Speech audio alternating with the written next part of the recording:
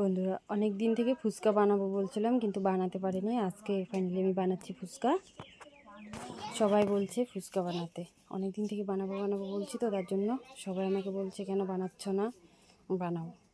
এই যে আলু নিলাম, তেল নিলাম, ফুচকা নিলাম, চিড়া নিলাম, তারপরে পাঁপড়টা নিলাম, বিট লবণ নিলাম, তারপরে যে তেঁতুলটা নিলাম, তেঁতুল দিয়ে জল করব।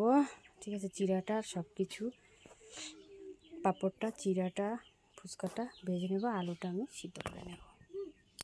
এই যে দেখো বন্ধুরা, আমি চিড়াটা ভাজা বসিয়ে দিয়েছি। ঠিক আছে, চিড়াটা এখন ভাজা করছি। তারপরে তোমাকে যে দেখাচ্ছি, তেলটা আমার গরম হয়ে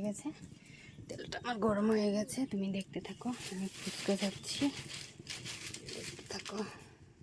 এই ফুচকাটা ছেড়ে দিলাম, দেখো ফুচকাটা এখন ফুলবে।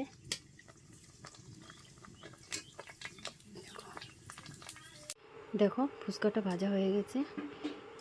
এই যে এবার আমি পাঁপড়টা নিলাম, পাঁপড়টা নিয়ে আমি এই দেখো ছেড়ে দিলাম তেলের মধ্যে।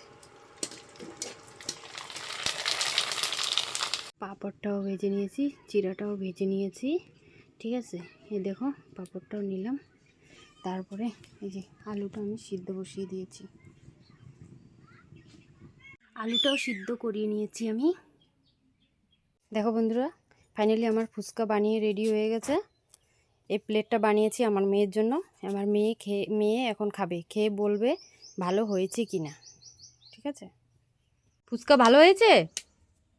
ভালো হয়েছে। ঠিক আছে, খাও। ফাইনালি আমার ফুচকাটা বানানোর কারণ হয়েছে জানো কি হয়েছে? সবাই তো বাজারে গিয়ে ফুচকা খেতে পারে, কারণ আমাদের এখানে বস্তিতে তো ফুচকা আর পাওয়া যায় না, তার জন্য আর খাওয়াও হয় না।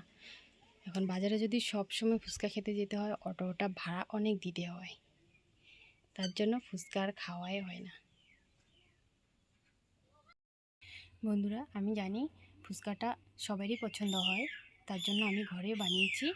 ঠিক আছে, বানিয়ে ঘরেই বিক্রি করতে শুরু করে দিলাম। বন্ধুরা তোমাদের যদি ফুচকা খেতে ইচ্ছে করে, তোমরা প্রতিটা দিন বিকালে 3টের সময় ফুচকা পেয়ে যাবে।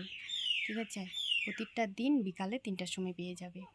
আর যাদের যাদের বলছি ফুচকাটা যে পছন্দ, তারা একটা একটা করে লাইক, কমেন্ট এবং সাবস্ক্রাইব করে দিও।